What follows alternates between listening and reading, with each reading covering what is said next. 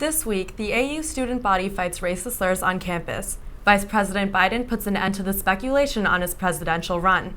And Canada elects a new leader. I'm Nikita Godbole. And I'm Maverick Ryan. ATV News starts now.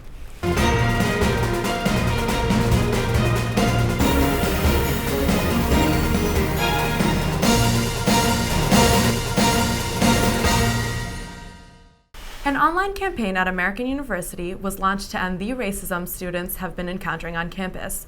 The campaign is named The Real AU.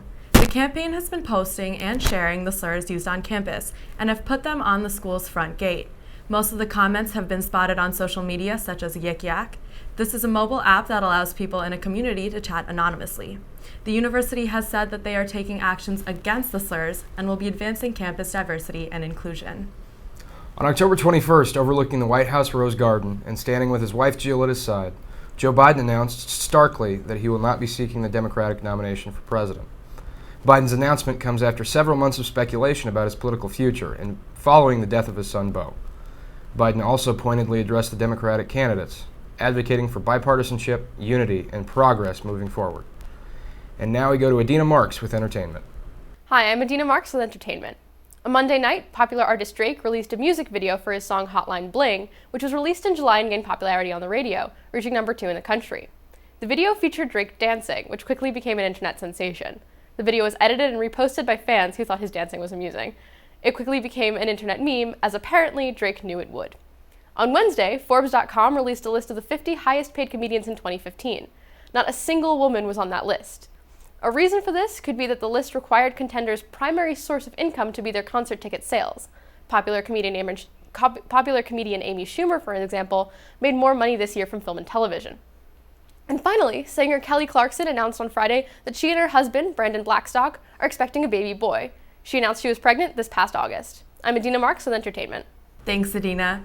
This week, the U.S. found a super tunnel with a railway that was used to move drugs. The tunnel is the length of 8 football fields and went from a Tijuana warehouse to a San Diego warehouse.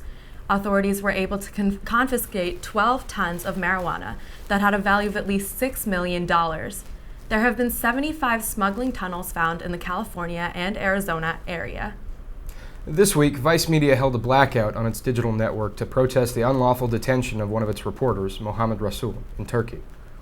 Rasul was working with a team covering the conflict in southeast Turkey when he was then jailed without charges. He's been jailed for over 8 weeks now, and several appeals have been made for his release. Concern has been growing over Turkey's recent history with unlawfully detaining journalists, and many organizations across the globe are beginning to call the Turkish government's actions a crisis. And now for a special report on All-American Weekend, we go to Yukare, Nakayama. Last Friday, parents and alumni flooded campus for All-American Weekend. This year, the event was more accessible than ever because of one specific change.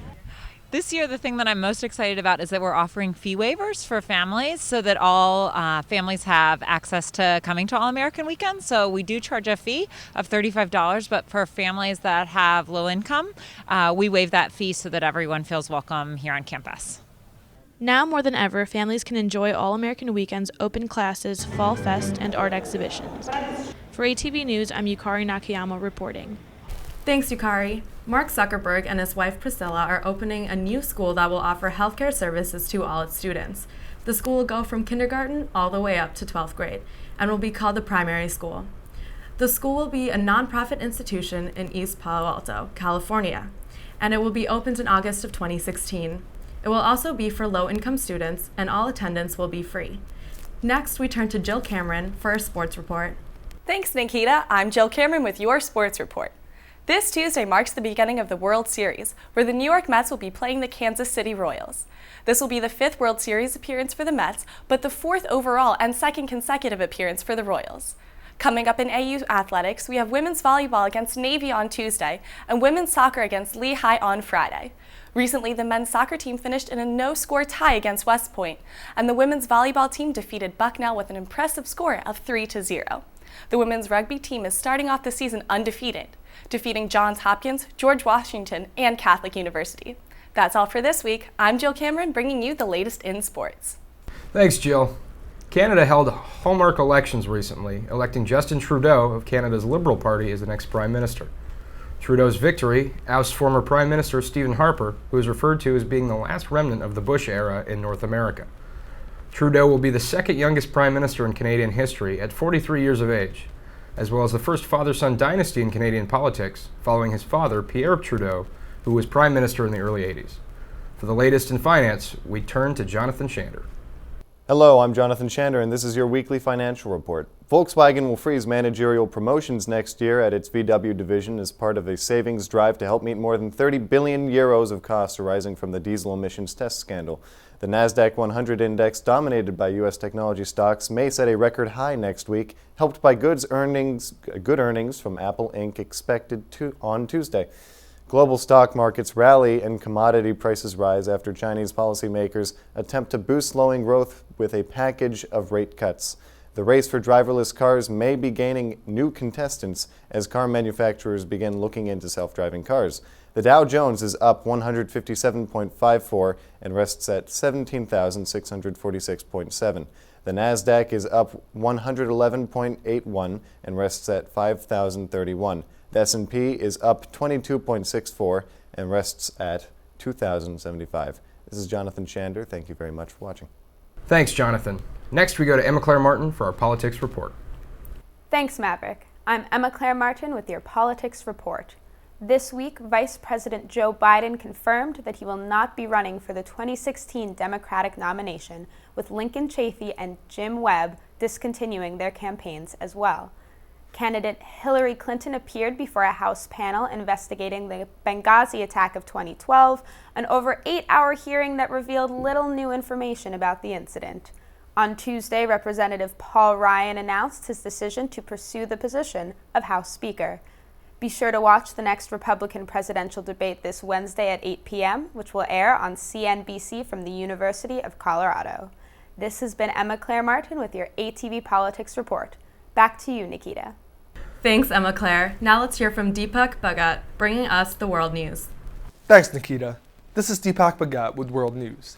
This week in Mexico, one of the strongest hurricanes ever recorded in the Western Hemisphere made landfall with winds up to 165 miles per hour.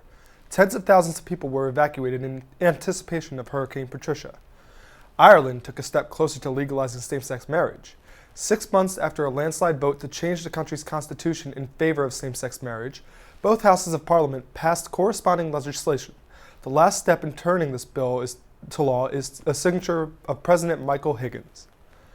Prime Minister of Israel Benjamin Netanyahu made false claim that Hitler was inspired by Hajj Amin al-Husseini of Jerusalem to order a mass murder.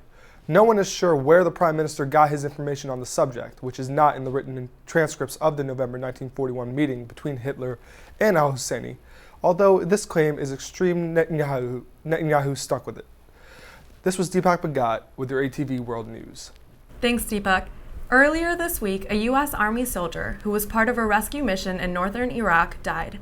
Joshua Wheeler, who was 30 years old, from Roland, Oklahoma, he was helping 70 hostages facing imminent mass execution at an ISIS-controlled prison and was able to rescue them. The majority of the hostages were from Iraqi security forces, and Wheeler was part of the Army's Delta Force. He was assigned to headquarters of the U.S. Army Special Operations Command at Fort Bragg in North Carolina. This week, Hillary Clinton addressed a select committee in Congress in regards to her involvement in the Benghazi incident in Libya. Clinton defended her record on national security and said that she took sufficient measures before leaving office in order to prevent similar incidents from happening. Although the main source of discussion was Benghazi, several members of the committee addressed how the controversy would affect Secretary Clinton's presidential campaign. And now bringing us the weather is Yukare Nakayama. Thanks, Maverick. I'm Yukare Nakayama bringing you the weekly weather report. This week will mostly be in the low 60s, starting Monday off with a high of 63 and a low of 39. Tuesday through Wednesday will stay in the low 60s. Temperatures will drop on Friday through Saturday with highs of 58s and lows of 39. On Sunday, temperatures will rise to 61 degrees with a 40% chance of rain. This has been Yukare Nakayama with your ATV News weather report. Back to you, Nikhita. Thanks, Yukare. For upcoming events on campus, we turn to Tolwani Amibi with What's Up AU. Thanks, Nikita. I'm Tolwani Amibi, and this is What's Up AU.